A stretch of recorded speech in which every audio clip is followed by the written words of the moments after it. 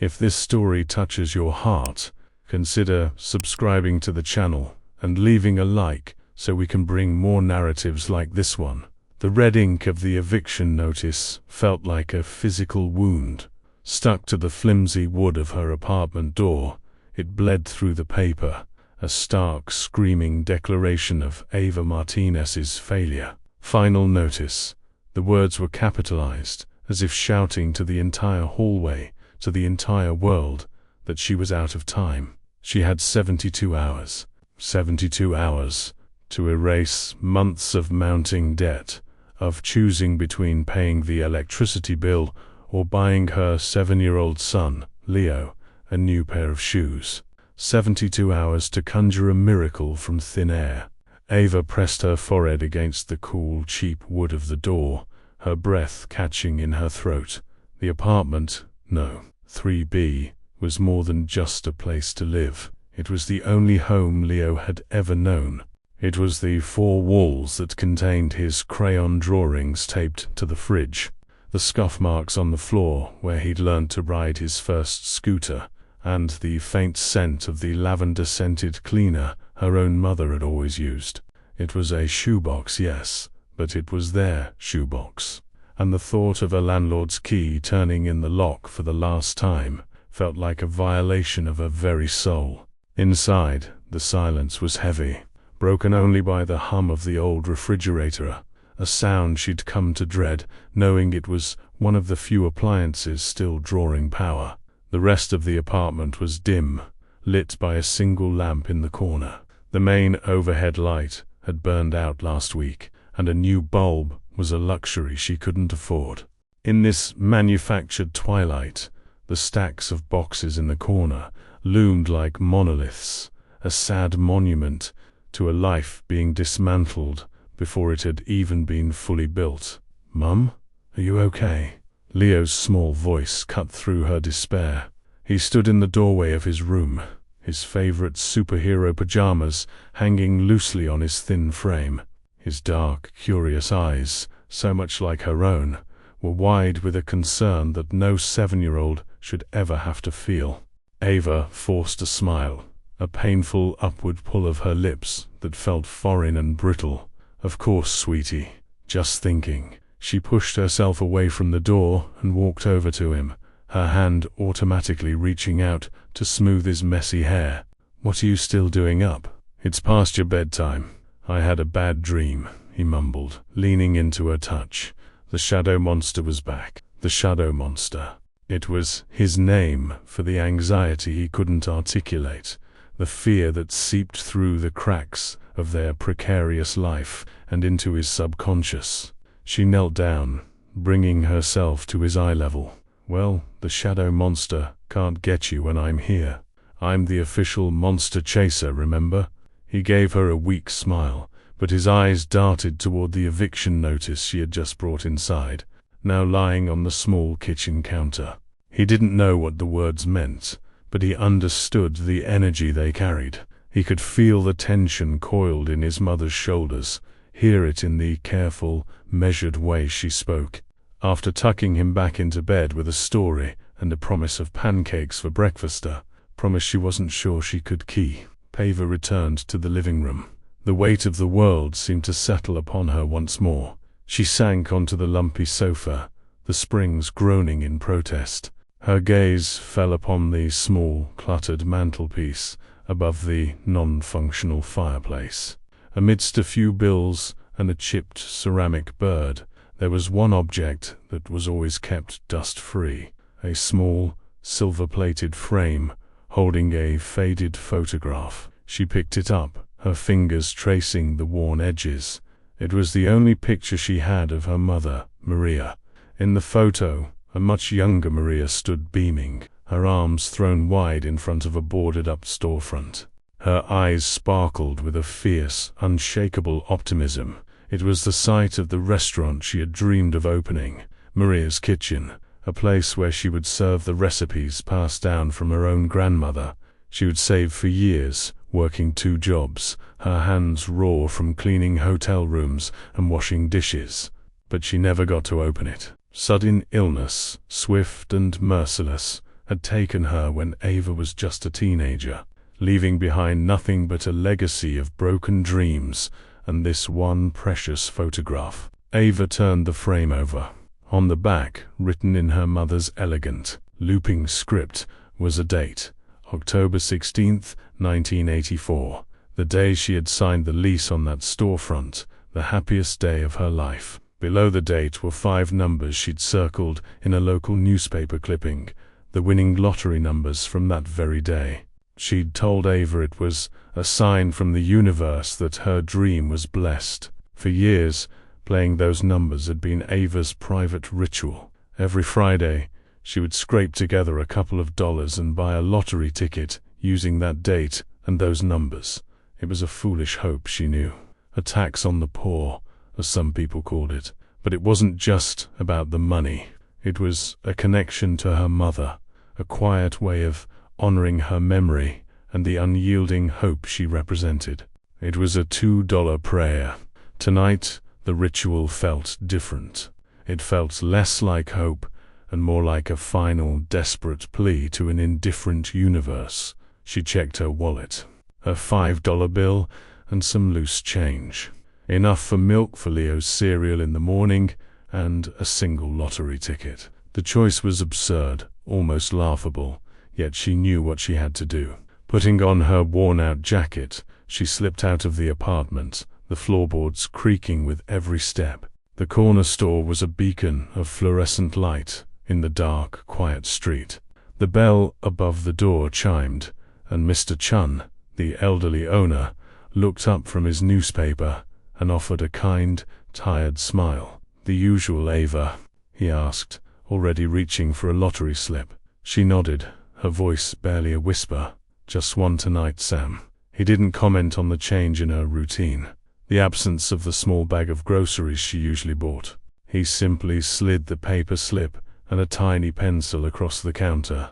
Ava moved to the small, scratched-up ledge near the window. She took out the photograph from her jacket pocket, her talisman in this final gamble. The store's lighting was harsh, but it was better than the gloom of her apartment. She squinted at the back of the photo, her eyes tired from sleepless nights. She began to fill in the little ovals. The month, 10, the year, 84, and the day, 16. But as her eyes scanned the faded blue ink of her mother's handwriting, something was different. A tiny water stain from a long-ago spilled cup of tea had blurred the top of the number 6, a deep crease in the photograph, right where it had been folded and unfolded 1,000 times, cut across the middle of the digit. In the unforgiving fluorescent glare, the 6 looked unmistakably like an 8, 10, 18, 84. She barely noticed the change. Her mind was a chaotic storm of eviction notices, shadow monsters, and the dwindling contents of her refrigerator. Her finger, guided by tired eyes and a grieving heart, simply traced what it saw. She filled in the oval for the number 18 without a second thought, her movements mechanical. She added the other 4 numbers from the newspaper clipping, handed the slip and her last few dollars to Mr. Chung, and took the printed ticket. "Good luck, Ava," he said, his voice gentle. "I'll need it," she replied, the words tasting like ash in her mouth. Back in the apartment, she didn't even look at the ticket again. She tossed it onto the counter, next to the numbers from the newspaper. It was a meaningless piece of paper, a testament to her own foolishness. The drawing was in an hour, but she wouldn't be watching. Instead, she started to pack. She took down Leo's drawings from the fridge, her hands trembling as she stacked them carefully in a box labeled memories. Each item she packed felt like a surrender, an admission that the battle was lost. She folded his tiny clothes, packed his favorite worn teddy bear, and felt her heart crack into a million pieces. The miracle hadn't come. Time was up. Exhausted, she finally collapsed onto her bed, not bothering to change out of her clothes. Sleep was a distant shore she couldn't reach. All she could hear was the ticking of the clock on her nightstand, each second a hammer blow, counting down the final hours of her life in apartment 3B, somewhere in the city. Machines were tumbling numbered balls, and a new millionaire was about to be made. But for Ava Martinez, surrounded by boxes and engulfed by the darkness, that was a world away. It was a fairy tale for other people. Morning came not with a gentle dawn, but with a harsh, grey light that filtered through the grimy apartment window, illuminating the dust motes dancing in the air and the stark reality of the moving boxes. Ava had barely slept, drifting in and out of a restless state filled with nightmares of padlocked doors and Leo's frightened face. She woke with the metallic taste of anxiety in her mouth and a crushing weight on her chest. 72 hours had become 48. The countdown was relentless. For Leo's sake, she forced herself into a routine. She put on a pot of coffee, using the last of the grounds, and found just enough flour and 1 egg to make the pancakes she'd promised. As she flipped the single sad-looking pancake, she tried to imagine what she would tell him. How do you explain to a 7-year-old that the world you've built for him, however fragile, is about to shatter? "Is that a pancake?" Leo asked, shuffling into the kitchen, his voice still thick with sleep. He looked small and vulnerable against the backdrop of their half-packed life. "The best pancake in the world," Ava lied, sliding it onto a plate and managing to find the last drops of syrup in the bottle. As he ate, she sipped her bitter coffee and stared at the eviction notice on the counter. Beside it, almost mocking her, was the lottery ticket. She picked it up, a bitter laugh escaping her lips. What a fool she was. $2 that could have bought another carton of milk, wasted on a fantasy. She crumpled it in her hand, intending to throw it in the overflowing trash can. Just then, her phone buzzed. It was a number she didn't recognize. Probably a debt collector. She ignored it. It buzzed again, and a third time. Annoyed, she answered, ready to snap at whoever was on the other end. "Ava, is that you?" "It's Sam Chun from the corner store." His voice was crackly and filled with an unusual excitement. "Sam, is everything okay?" she asked, her heart sinking. She immediately imagined something had happened to his store, another blow to their struggling neighborhood. "Okay." "Ava, it's more than okay. The news is all over this morning. The winning Powerball ticket, the grand prize. It was sold right here, at my store." Ava's breath hitched. She could hear the smile in his voice, the sheer pride. "Wow, Sam, that's amazing. For you, I mean, good for business." She was trying to be happy for him, but the news was just another reminder of how close hope could be, and yet how impossibly far away it was for her. Yes, but Ava, listen.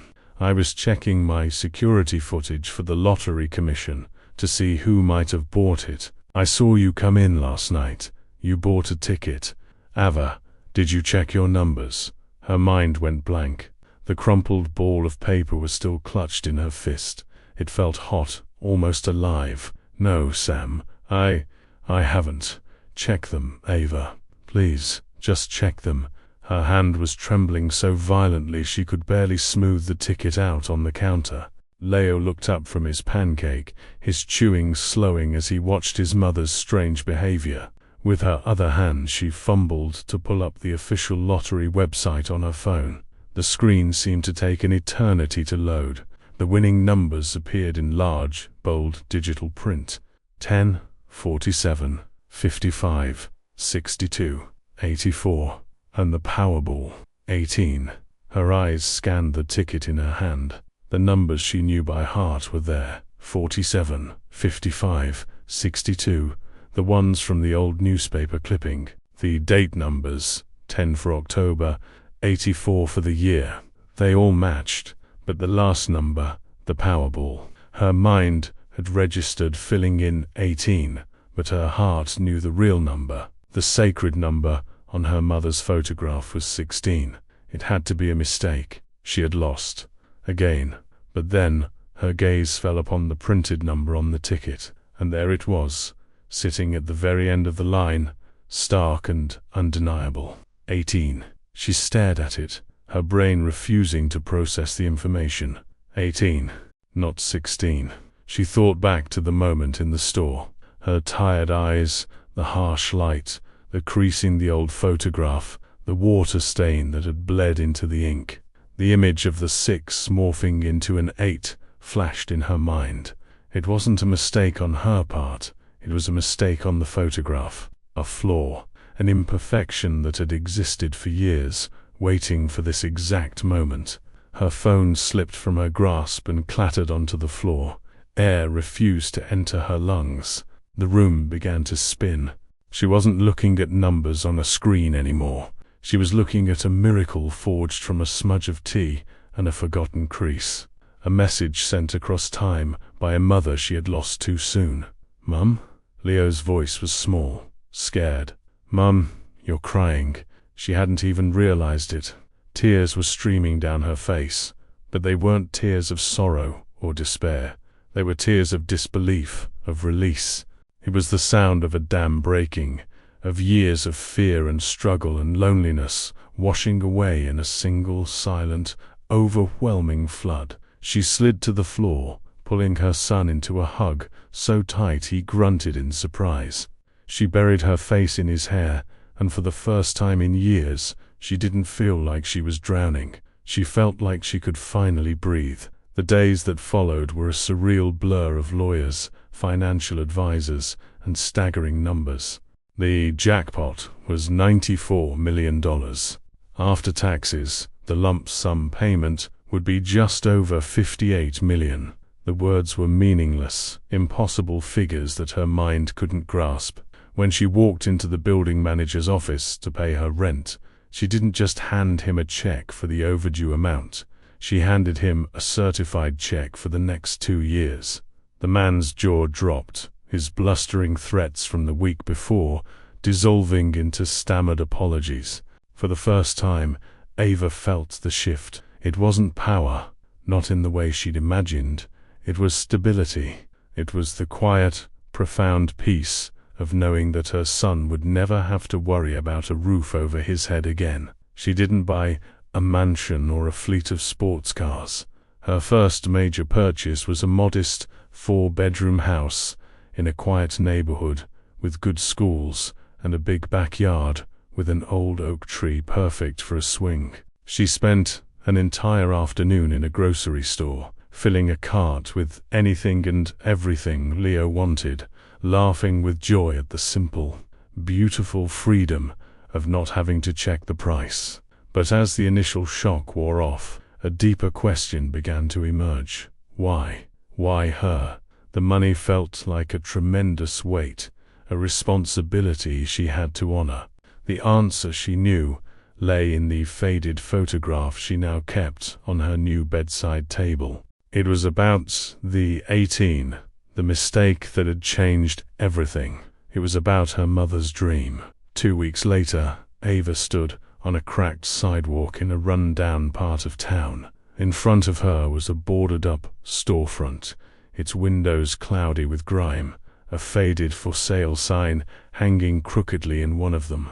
It was the exact spot from the photograph. Her heart ached with a mixture of grief and gratitude. This was where her mother's dream had ended, and this was where it would begin again. She didn't just buy the building, she bought the 2 adjacent ones as well. Her vision was bigger now. It wasn't just about a restaurant anymore. 6 months later, the street was transformed. Where there had once been decay, there was now life. A beautiful brand new sign was unveiled. It read, in her mother's elegant looping script, Maria's Kitchen. It was a beautiful, warm restaurant serving her mother's recipes, with a pay-what-you-can policy, ensuring no one in the community would ever go hungry. Next door, she had established the Martinez Foundation, a center dedicated to providing housing assistance, job training, and legal aid for single mothers on the verge of eviction. The final building was converted into a bright, cheerful daycare center, free for the women using the foundation's services. On opening day, the place was filled with the sounds of laughter and the delicious aroma of slow-cooked stew. Ava moved through the crowd, not as a wealthy benefactor, but as one of them. She saw women who had the same look of desperation in their eyes that she had once had, now finding a moment of peace, a hot meal, and a helping hand. She saw their children playing safely, their faces free from the shadows of worry. Late that evening, after the last guest had left, Ava stood alone in the kitchen. She ran her hand over the smooth, stainless steel countertops, a world away from the cracked linoleum of her old apartment. She looked out the window at the lights of the center next door, a beacon of hope in the night. Leo came and wrapped his arms around her waist. "Grandma would be really proud of you, Mum," he said, his voice clear and confident. Ava knelt and hugged him, the scent of cinnamon and garlic clinging to her clothes. The lottery hadn't just given her money, it had given her a purpose. It had taken her mother's unfulfilled dream, filtered it through a random, beautiful mistake, and turned it into a legacy that would feed, house, and heal countless others. The wrong number had led her to exactly the right place. She wasn't just the richest woman in town anymore. She was, finally, whole. The central lesson of this story is that sometimes life's greatest miracles are hidden in our imperfections and mistakes.